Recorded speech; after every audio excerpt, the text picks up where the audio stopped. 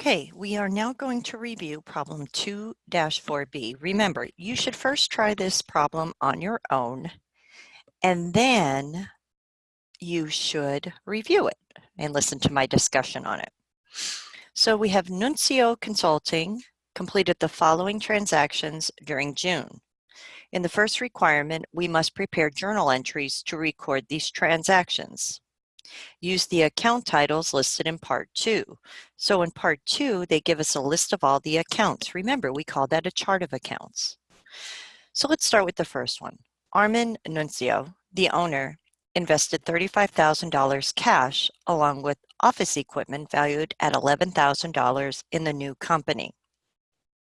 So we have to ask ourselves, what's happening? What parts of the accounting equation were affected by the company? Well, it seems the company are getting two assets, cash asset of $35,000 and equipment asset of $11,000. Is the company buying it? Where did this equipment and the cash come from? It came from the owner's investment.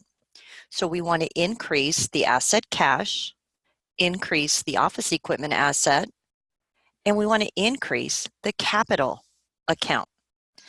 Remember, when it comes to a journal entry, we have to decide what do we debit and what do we credit. Since we have two assets, cash and office equipment, and they're both increasing, they both will be debited.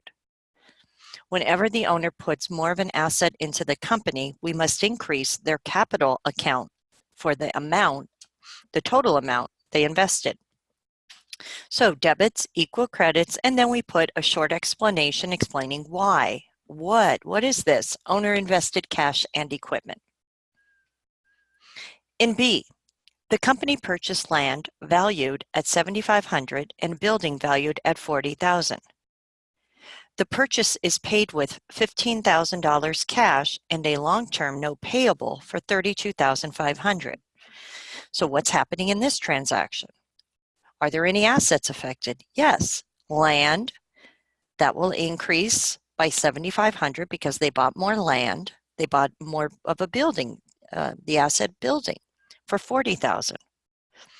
They're both assets, so they'll both be debited. Land will have a debit of $7,500, building a debit of $40,000. What else is happening? Well, they used cash, so we got to decrease the cash asset by the $15,000, and then they took a loan, which increases the liability notes payable. When a cash asset decreases, we credit it. When a liability notes payable is increasing, we also credit it. So if we add the two assets together, $7,500 and $40,000, they'll equal the credits of $15,000 and $32,500.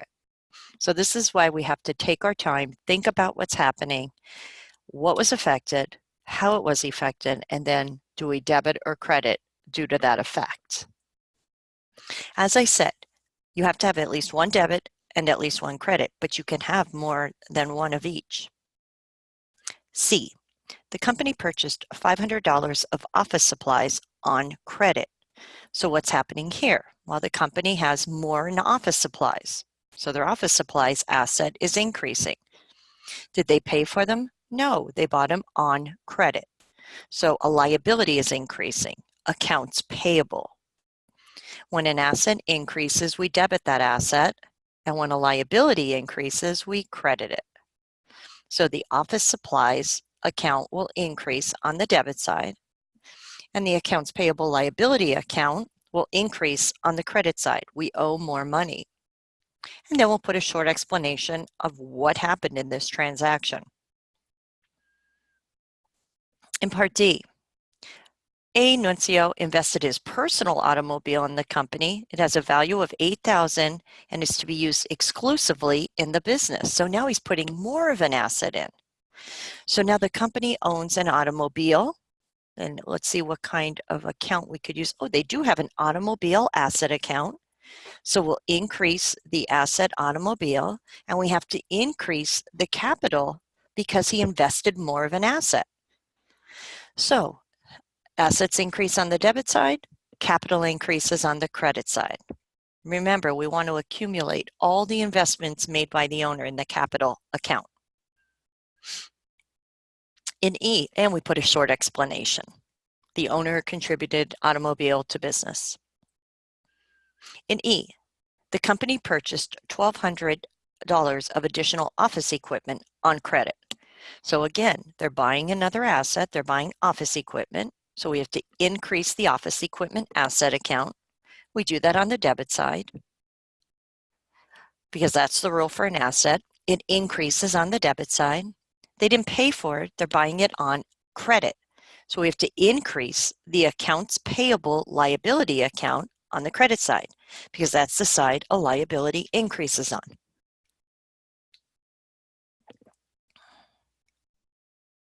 And we give a short explanation. In F, the company paid $1,000 cash salary to an assistant. Well, we've seen this kind of transaction before. The company paid cash, so our cash asset is going to decrease $1,000. What they pay $1,000 for? Salary expense.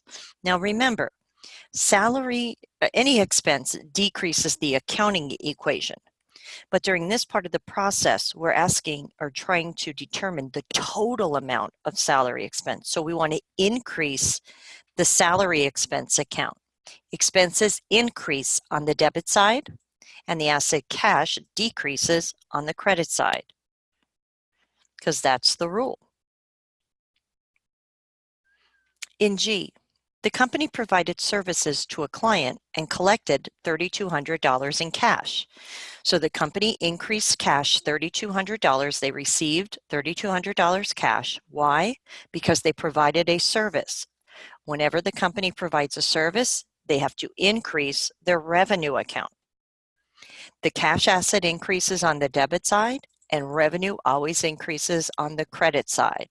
Now, in this case, this company calls their revenue fees earned. So there's different words we could use to describe revenue. You look at the chart of accounts to make sure you use the proper one. In H, the company paid $540 cash for this month's utilities. So what's happening here? Well, the company paid cash, so the cash asset has to decrease on the credit side. For what? For utility expense. So they're going to increase the utilities expense account, so they accumulate the total amount for the month. Expenses increase on the debit side. And there's our journal entry. And don't forget, I haven't been focused on it, but put a little explanation as to what this was for. Paid cash for utilities.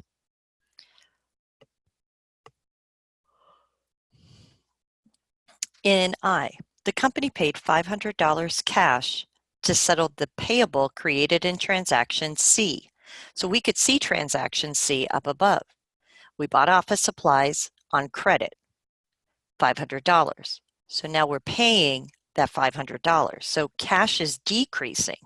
Now be careful. What else happened here? We're paying on accounts payable. We're not buying more office supplies, so don't do anything to the office supplies account. We're decreasing the amount we owe in accounts payable. Liabilities decrease on the debit side. Sorry about that. Where is it? There it is. Sorry. Wow. Let's do this. That's crazy. There we go. So our accounts payable liability decreases, and our cash decreases as well on the credit side. Now you can kind of see my next one. There we go. J, the company completed J, the company purchased $3,400 of new office equipment by paying $3,400 cash. So what happened here? The company bought more office equipment. So the asset office equipment is increasing. That will increase on the debit side. They paid cash, so the cash asset has to decrease. Assets decrease on the credit side. And we give a little explanation. In K, the company completed $4,200 of services for a client who must pay within 30 days. So here they completed service. Remember, we record revenue when it's earned, when they've completed the service. So our fees earned account will increase on the credit side. We've got to accumulate more in there. So we have to increase the fees earned or revenue account. but we didn't receive the cash. They're going to pay in 30 days. So we have to increase that area where we keep track of where customers owe us money, accounts payable. Accounts payable is an asset, so it will increase on the debit side. Remember, we want to show all the amount of money customers owe us in this account. So whenever somebody owes us more, we increase it. In L, the company paid $1,000 cash salary to an assistant. We've already seen that once here, right? So we're going to increase our salaries expense account. So we accumulate all the salaries paid for the time period on the debit side, decrease the asset cash because we're paying out cash on the credit side. In M, the company received $2,200 in partial payment on the receivable created in transaction K. So remember here, the company performs services, the customer owes us $4,200. Well, they're going to pay on $2,200 of it. So we're definitely going to increase the asset cash, $2,200. Now be careful. Don't increase fees earned. No, we didn't do more services for them. They're just paying on what they owe us. So what we're going to do is decrease the amount in accounts receivable for the amount of the payment. Accounts receivables is an asset, so we decrease it on the credit side. And there's your journal entry with a little explanation. The final journal entry, A. Nuncio withdrew $1,100 cash from the company for personal use. Okay, well, the cash account is decreasing. Why did the cash account decrease? The owner took money out of the business. We know when the owner takes money out of the business, we keep track of the total amount he took out in the withdrawals account. So every time the owner takes more money out, we're going to increase the withdrawals account. Let's see if I can get this brought up. Oh, the whole thing isn't going to come up, so let's go down. And we're going to, on the debit side, and we're going to decrease the cash account on the credit side. Okay, so that is how we record the journal entries. And really, that is the hard part of Chapter 2. Okay, so you have to know how to do this. It's imperative you understand how to analyze, determine what was affected, how it was affected, and if it should have a debit or a credit to the account. Now, what we're going to do next is the second step. It tells us in Part 2, open the following ledger accounts in the balance column format. Post, and then the last sentence of Step 2 is post the journal entries from Part 1 to the ledger accounts and enter the balance after each posting. So the very first journal entry we had is A, right here. We have cash debit 35,000. So we're going to come down to our cash T account, and in the cash debit column, 35,000. And it's at that point you'll transfer, you see that 101 over here into the post reference column. The next item was a debit to office equipment, 11,000. So let's go find that T account. And there it is. And it's the same situation. So the balance in that account after this first posting will be 11,000. And the next part of our journal entry was a credit to the capital account. So we put in the date column the letter of the transaction, since we have letters and not dates. In the credit column, 46,000. Now this balance will be positive because a credit to capital is a positive thing. That's what you have to be careful of here. Sorry. Okay. Now I'm going to not look at the journal entries, keep flipping back and forth. I know what goes where. You have the journal entries in front of you though. So in the next one, we had a debit of $7,500 to the land T account. So we'll transfer that or post it into the land account in the general ledger. B, in the debit column, 7,500, and then the balance is 7,500. We also debited the building account for 40,000. So in that account, B, debit column 40,000, and that is the balance. We had a credit of 15,000 to cash in journal entry B. So in the credit column in the cash account, $15,000. Now remember, credits decrease cash. So now our balance is down to 20,000, 35,000 minus 15,000, 20,000. And the final credit is to the liability notes payable. When a liability increases, though, it's a credit. So a credit to a liability is a positive amount. So that's why the balance is positive.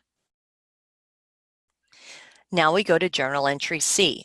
Here is our debit to office supplies. Don't forget, we're transferring those account numbers back to our journal. They were already populated in there when we did the journal entry. But as you post, you should refer back to the journal and enter the number of the account that you posted to. So we have a $500 debit balance. We have a credit to accounts payable because accounts payable is increasing, and a balance of 500. In journal entry D, this is when the owner contributed his personal automobile. So there was a debit to the automobile asset account, 8,000, so that would be its balance, and a credit to the capital account because capital is increasing due to this new investment of 8,000. So we'll add that to the $46,000 balance. It's up to 54,000. So please be careful. Debits and credits don't mean plus and minus. They mean different things to different types of accounts. And you have to remember this as you're finding new balances in each account in this format of account. In E, there was $1,200 additional office equipment. So we debit office equipment T account. It now has a new balance of $12,200. And we credited accounts payable, which increases accounts payable up to $1,700 balance.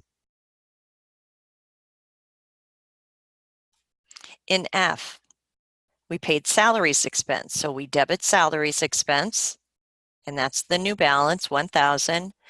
And the credit was to cash. So whatever happened in the journal entry happens in the respective account in the general ledger. Since we credit cash, we're decreasing it to 19,000 because credits represent a decrease to an asset. In G, we debit cash for 3,200, so we increased it, bringing its new balance to 22,200. And we increase fees revenue on the credit side, so now that has a balance. H's journal entry. Let me see what we did in H. The utility expense account increases on the debit side $540. Cash T account, or I'm sorry, not T account, but cash account decreases on the credit side. So we have to decrease the balance of cash now to $21,660. I, accounts payable is debited or decreases for $500. So now it has a new balance of $1,200, and cash decreases $500, decreasing its balance because it's a credit to $21,160. J, increase the asset office equipment on the debit side. That's what the journal entry did. So now the office equipment account is to a balance of $15,600. Decrease the cash asset $3,400. So now it has gone down to a new balance of $17,760. Okay. Sorry. Excuse me. Okay. Sorry about that. K, accounts receivable asset debit for $4,200. It's increasing, so that's its balance. The fees earned revenue account increases also on the credit side. So now fees earned has a new balance of $7,400.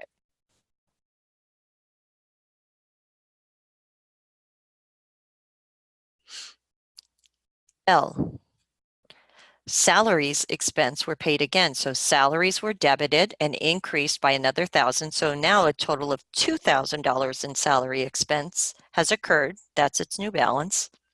And the cash is credited. It decreases 1,000, 16,760. In M, we debit cash for 2,200, increasing that account to 18,960. We credit accounts receivable, which decreases that account to 2,000.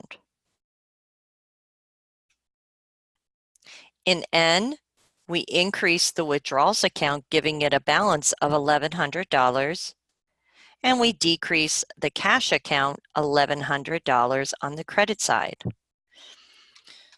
So after all these journal entries above, all of these items are posted, cash balance will be $17,860. Accounts receivables balance will be $2,000. These are all positive amounts. Office supplies $500. Office equipment $15,600. Automobiles $8,000. Building $40,000. And land assets $7,500. These are all positive balances because the debits were more than the credits. Debits increase in asset, credits decrease. When it comes to the two liabilities, they also have positive balances because the credits were more than the debits. Accounts payable has a $1,200 debit or a credit balance. Notes payable has a $32,500 credit balance. Capital, remember, is increased on the credit side, and it has a credit balance of $54,000. Withdrawals has a positive debit balance of $1,100. Fees earned has a positive balance of $7,400, but that will be on the credit side because that's the side it increases on. Salaries expense increases on the debit side, and it has a positive balance of $2,000, and utilities expense $540. So those are the balances. Now let's see if we can. So first we make the journal entries one more time for each transaction. Then we post each journal entry to the respective account in the ledger and making sure we enter the account number each item was posted to. We find a balance. We keep a running balance in this type of balance account as we post the transactions, so that when we're done, we could take each balance of an account and create a trial balance. Remember, a trial balance is a list of accounts. I know I'm scrolling all over, but hang in there with me. It's a list of accounts with their balances. And it's very important in a balance account format, we remember if the balance is positive, what side does it go on? And it goes on the side that normally increases. So let's take a look. Cash is our first asset, and it has a positive $17,860 balance. So cash on our trial balance in the debit column, $17,860. So I'm going to be scrolling back and forth here. Bear with me. Accounts receivable is our next asset.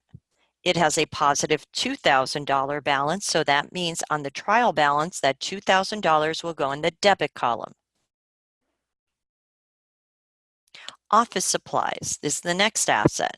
It has a positive $500 balance, so that will also go in the debit column. Office equipment, $15,600 debit balance because it's positive. Next asset, automobiles, $8,000 debit balance. Buildings is the next asset with a $40,000 positive balance. It's an asset, so that goes on the debit side. And the last asset that will be there is land. So it's very important. If the asset balance is positive, we put the balance in the debit column. Now, when we go to, sorry about that, start our liabilities, we have two liabilities here. Accounts payable has a positive $1,200 balance, and notes payable has a positive $32,500. But liabilities increase on the credit side. So their balances, when you list them on the trial balance, will go in the credit column. The balance of capital is positive, but capital increases on the credit side. So the $54,000 balance on our trial balance will be in the credit column. So we write the name of the account and put the balance in the proper column. Withdrawals. That increases on the debit side. So the positive balance in withdrawals, $1,100, will go in the debit column. Fees earned. Fees earned has a positive balance of $7,400. Fees earned increases on the credit side. It's a revenue. And then our two expenses. Salaries expense increases on the debit side, so the positive balance will go in the debit column, and the same with utilities. Salaries expense, $2,000 in the debit, utilities expense, $540 in the debit. So now we just took this huge book of accounts, closed it up, the book that's called the General Ledger, because we used it to make this summary sheet of just the accounts that were used with their balances. Now, before we can do anything else, we must add up the debit column. Whoops, can't just highlight that. Add up all the numbers in the debit column. They'll equal $95,100. Add up all the amounts in the credit column, and they have to equal $95,100. If debits don't equal credits at this point, remember you have to go back and find out why. You also want to make sure you put the title of this, which is the trial balance, the name of the company, and the date that you're preparing this. Okay, and they tell us in here it's June 30th. Okay, and that was part 3. So then this trial balance can be used to create financial statements. Okay, so you want to make sure you understand how to make the journal entries, how to post that information to the accounts in the ledger and find balances, and how to create this trial balance, a list of all accounts with their balances. So please take a look at this. If you have any kind of questions, please post them to the discussion board.